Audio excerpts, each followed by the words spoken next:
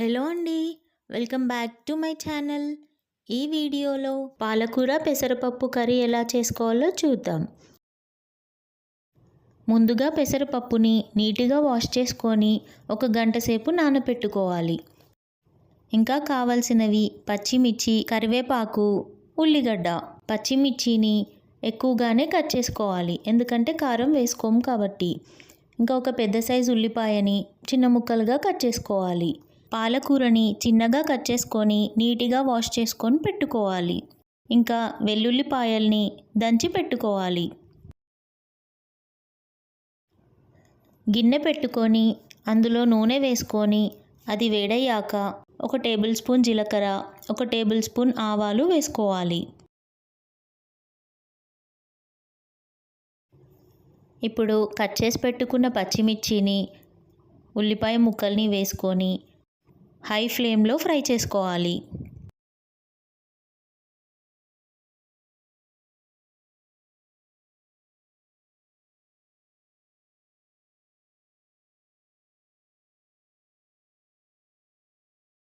ఉల్లిపాయలు కొంచెం గోలిన తర్వాత అందులో దంచిన వెల్లుల్లిని వేసుకొని మళ్ళీ కలుపుకోవాలి.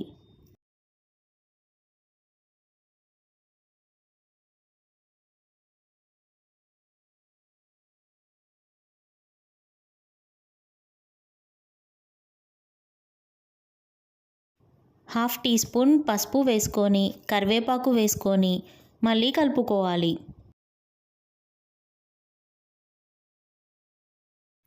కట్ చేసి పెట్టుకున్న పాలకూరని వేసుకొని కలుపుకోవాలి.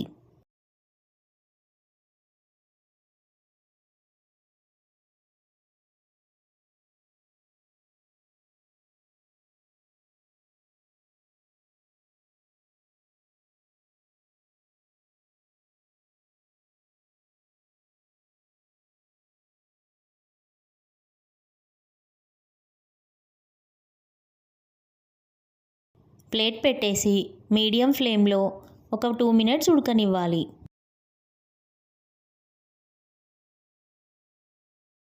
ఇప్పుడు నానబెట్టుకున్న పెసరపప్పును వేసుకొని మళ్ళీ మొత్తం కలుపుకోవాలి.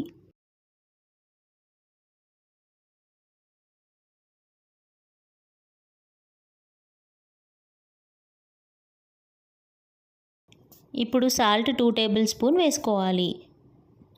మీకు తగినంత సాల్ట్ను వేసుకోండి. సాల్ట్ వేసుకొని మళ్ళీ కలుపుకొని ప్లేట్ పెట్టేసి మీడియం ఫ్లేమ్లో 2 మినిట్స్ ఉడకనివ్వాలి.